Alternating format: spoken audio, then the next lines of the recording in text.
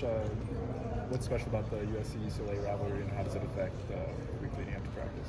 Well, hopefully it doesn't affect us too much, you know what I mean? Obviously there's a lot of tradition there, and being new to here, it's kind of something new to me too, you know? So I'm excited to be a part of it, but I think, you know, for our guys in particular, we got to try to keep it, you know, as close to the same as it's been, or as it could be. You know, I think that our guys have done a really nice job preparing, especially the last couple of weeks, and it's given an opportunity to play well on Saturdays. And so, to me, that's got to be our message, and what I've tried to tell the guys is we just got to prepare like you've done the last couple of weeks, and that's enough, you know. And obviously there'll be a lot of outside stuff going on, and for both the fan bases, it'll be a big game, and we got to give ourselves the best chance to go play well, and the best way to do that is to prepare the right way. When you were a player, did you ever get caught up in rivalry stuff at all?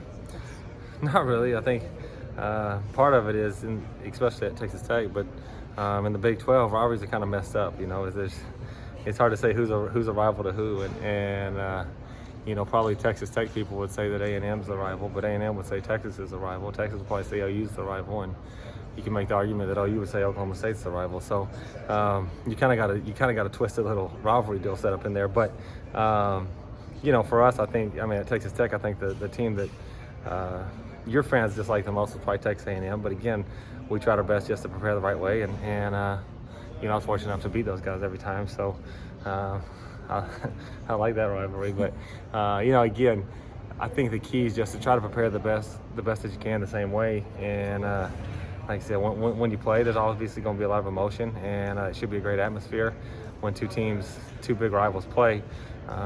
But again, you got to prepare the right way to give yourself a chance to be successful, and that's what I think our guys have bought into, and we got to do. When you consider the youth that you had on offense, especially at the start of the season, is it kind of your expectation that it would take until, you know, November to really see like what the offense was fully capable of, kind of like what's happening now? Well, you know, I think that any time that, I mean, like I've said since I've been here, the more experience you get, the better you're going to be, and especially in a system, and coming in with a brand new system. I have high expectations. We have really talented guys, and every week I expect to go play well. But you know, I do think that as you get later in the year, you kind of start to see some guys settle in, and really not even just the young guys, but really even the old guys, kind of really starting to understand what we're trying to do and understand the system and play at a high level. And so, you know, it's been fun to be a part of. I mean, fun to see the last couple of weeks. I think they're practicing the right way. They're preparing the right way, and like I said, I think a lot of it's culture, and they've done a great job of not only buying into what we do schematically, but culturally too, and preparing the right way. But again, with a lot of youth and a lot of young guys, any college experience is going to help. But especially with a brand new system, I think that experience in the system improves every week, and so you know, that's been the goal, is to improve every week, and I think they've done that. Especially lately, they've really played at a high level, and so we got to keep that going. You've been kind of two different offenses this year, the more balanced one early on and then more pass heavy. Which one is more true to your style and what you kind of envision?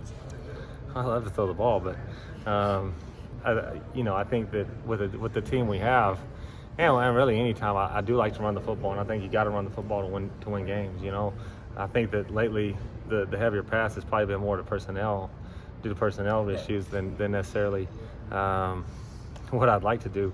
But it's been fun, and like I said, when you can throw the football effectively, it makes it fun, and it gives a chance to do that. But you know, like I said, I think lately a lot of it's been we just don't have a ton of depth at the running back position, and so you don't have a ton of guys to hand the ball to. So it kind of forces you to throw the football. But again, it has been fun, and I love to throw it, you know. But I love to win a lot more than I love to throw it. So whatever it takes to win, I'll do. And I do think you got to run the football to win. But they're doing a great job, like I said, with the personnel we have, with who we have here, with who we have healthy. We've had to throw the ball some, and you got to credit everyone, really. You know, I think the receivers have played at a high level. Keaton in the last couple of weeks has really played at a high level, and that puts a lot of stress on the offensive line. And that's what I think a lot of people don't realize is throwing the football just with the skill guys. Yeah, you could do it all day, and I think you'd be really effective.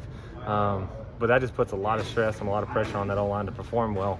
And they've answered the call. And so that's probably who it's harder on than anyone is the offensive line, because the defensive line gets to tee off on them a little bit, pin their ears back and rush.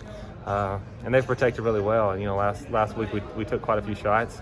and that takes time to get off. And they gave Keaton the time to throw it, and then the guys made the play. So, like I said, I think a lot of it's just been due to who we have healthy, but the guys have done a great job doing whatever it takes. Has there been any learning process for you this year going from North Texas to USC and I think always, just like a player, I think the more experience you get, the better you're going to get. But, I think at the end of the day, football's football, and so no matter what level you're at, I mean, at the college level, you're dealing with probably a little bit better athletes here, obviously, and especially, those receivers right over there are pretty special guys. So that makes it fun, and you can do a few more things with them and get creative with them. But for the most part, if you look at what we did at North Texas and look at what we did here, it's really similar. And I think at the end of the day, it comes down to just doing the things right. And like I was talking about earlier, buying into the culture, buying into what we do, how we do it. And if you do that, you give yourself a chance to be really successful. And I think in this offense, like I've talked about since I've been here, the longer you're in it, the better you're going to be. But also, when you do things right, you can see it can be really, really effective. And you can put up a lot of great numbers and score a lot of points. So I think that they've done a great job of doing that. I mean, the whole offense has, and we've improved every week. And like you said, it kind of seems like we're gelling at a pretty good time right now, and we got to keep doing that. Drake London is obviously physically talented, and he's had an exceptionally second half of the season. But is there more than that allows a true freshman to be able to perform like that? For sure. I mean, because there's a lot of talented freshmen out there, and very few of them play at the level that Drake's played, especially lately. But he's been great since he's been here. I think just, again, he's gotten more and more comfortable.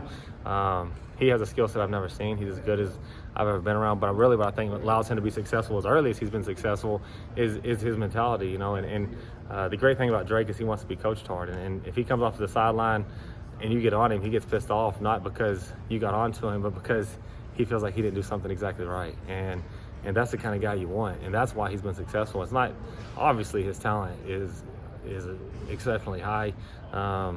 Again, I haven't been around one with his skill set, but his mindset what makes him better. And if you watch last week, I think a lot of people saw, well, he had a lot of great plays and made a lot of great catches, and he did.